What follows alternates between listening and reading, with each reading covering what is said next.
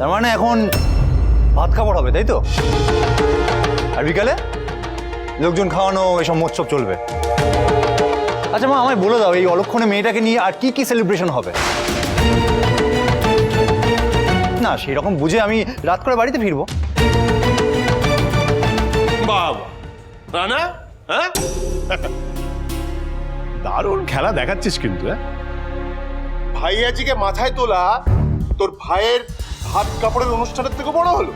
বাহ বাহ বাহ বাহ বাহ, বল না পরিষ্কার করে ওই ভাইয়াজির বাড়িতে গিয়ে তুই থাকবি। যা যা যা, চলে যা। লুকিচি করেছে খাওয়ার, আমি বাইরে খেয়ে নেবো। এক মিনিট রানা, আমাকেও নিয়ে চল।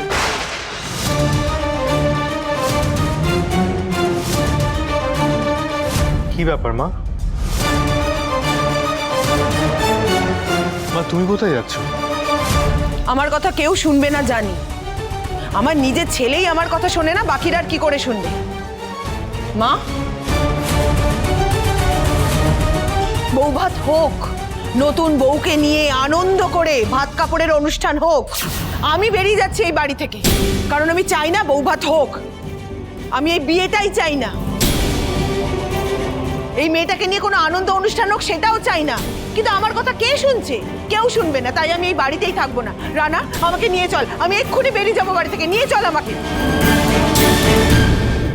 প্লিজ তুমি যেও না, আমি তোমার কাছে হাত জোড় করছি, প্লিজ যেও না।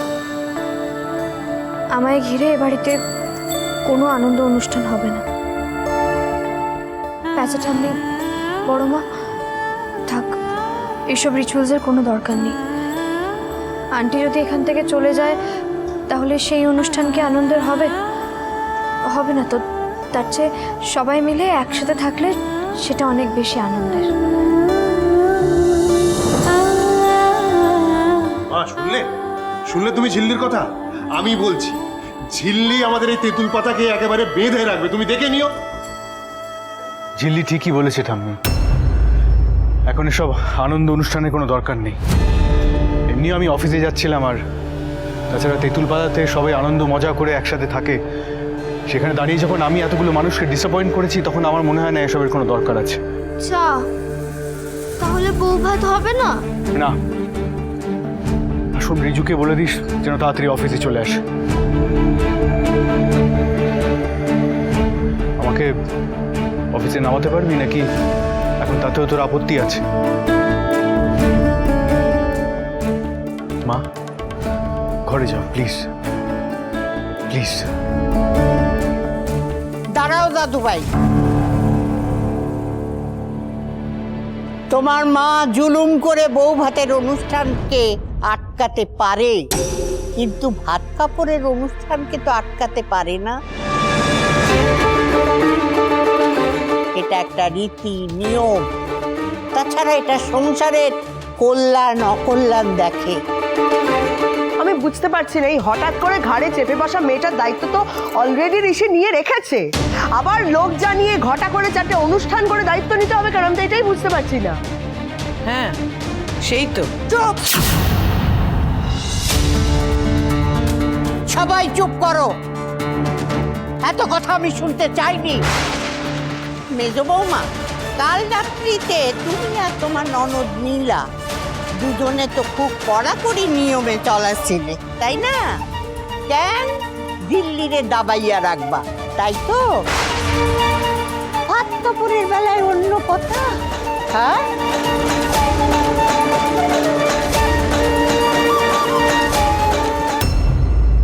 দাদু ভাই, এইটুকু তোমায় করতেই হবে। আর আমি কিচ্ছু চাই না দাদু ভাই, কিচ্ছু না। আমরা থাকতে চাই না। না না, আমিও থাকতে চাই। চলো ঠাম্মি, ছেড়ে দাও না। না না, এইটুকু তো হইবই। এই ব্যাপারে কে থাকলো না থাকলো আটকালো আমি কিচ্ছু জানতে চাই না। শুনে নাও আমার কথা সবাই, এই বাড়ির কর্ত্রী হিসেবে আমি এটা মনে করে নাও যে আমার আদেশ এই ভাত কাপড়ের অনুষ্ঠান হইবই।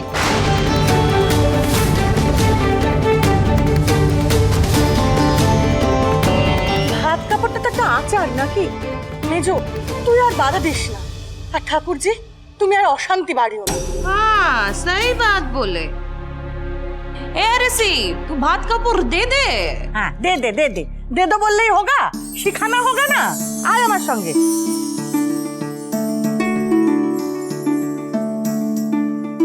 ঋষি, এই শারিকা থালা দে দো। ধর তো টাটায় ব্যাগটা নিয়ে নে হাত থেকে। আমি তো এইবার এইটা নে, এটা তুই এবার ঝিল্লির হাতে দিয়ে ঝিল্লিকে বল যে আজ থেকে তুই ঝিল্লির ভাত কাপড়ের দায়িত্ব নিলি।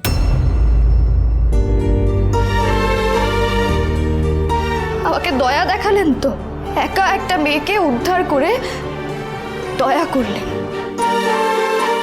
আমার দায়িত্ব না আপনাকে আপনাকে নিতে হবে না। আপনার এই দয়ার কারণে আমি রোজ রোজ একটু একটু করে কিভাবে মরমে মরে যাচ্ছি। কিরে ঋষি, বল। না বড় মা, আমি ঝিল্লির ভাত কাপড়ের দায়িত্ব নিতে পারবো না।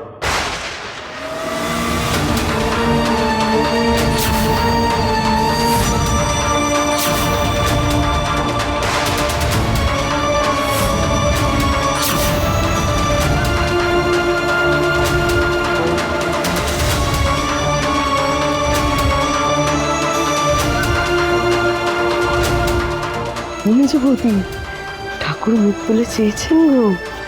কিছু চাপে পড়লে কি না হয়। আজকে কিন্তু তোমার ছেলে তোমার কথা ভেবেই মতে ফিরলো। হ্যাঁ গো, তাই না বলো?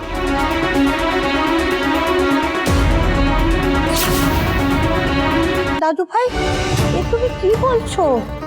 আরে স্ত্রীর ভাত কাপড়ের দায়িত্ব স্বামীকেই নিতে হয়, এটাই তো নিয়ম। না ঠাম্মি, আমি ঠিক সেই কনসেপ্টে বিশ্বাস করি না। এমনি আমি মনে করি একটা সম্পর্কে দুটো মানুষের মধ্যে যখন একটা মানুষই সমস্ত দায়িত্ব নিয়ে নেয়, তাহলে সম্পর্ক থেকে ইকুয়ালিটিটা কোথাও হারিয়ে যায়। আর তা থেকে বড় কথা হলো, ঝিল্লি একদিন নিজেই নিজের ভাত কাপড়ের দায়িত্ব নেবে।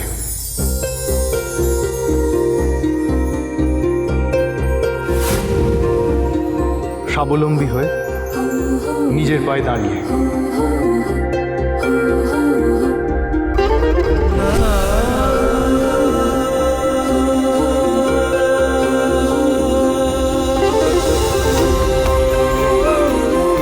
আমি শুধু ঝিল্লিকে ওর জীবনের পথ চিনিয়ে দেওয়ার দায়িত্ব নিলাম।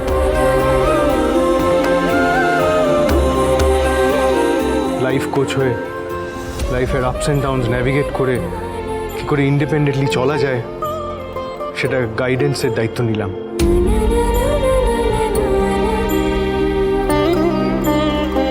আমি শুধু ঝিল্লির হাত ধরে এগিয়ে দেওয়ার দায়িত্ব নিলাম,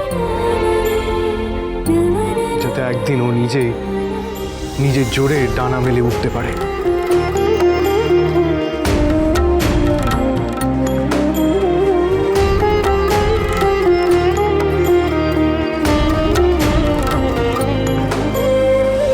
দাদু ভাই, মনটা আমার বইরা গেল। দাদু ভাই, তুমি যে কথাগুলো কইলা, আমার মনটা একেবারে বইরা গেল।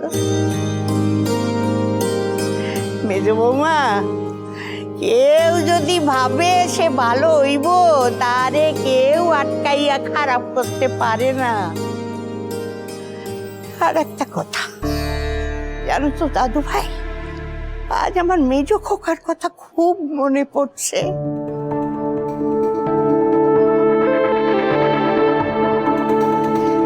সে কিন্তু ঠিক তোমার মতো ছিল। হ্যাঁ, তোমার মতো।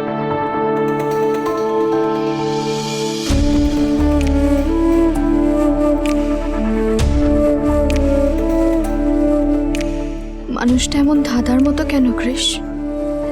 এত স্বপ্ন তো ঝিল্লি চৌধুরী নিজেও নিজেকে নিয়ে দেখে না। কে তুমি আমায় কোন রাস্তায় নিয়ে যাচ্ছ কৃষ? কোন পথে হাঁটাচ্ছ? আমি সত্যিই বুঝতে পারছি না।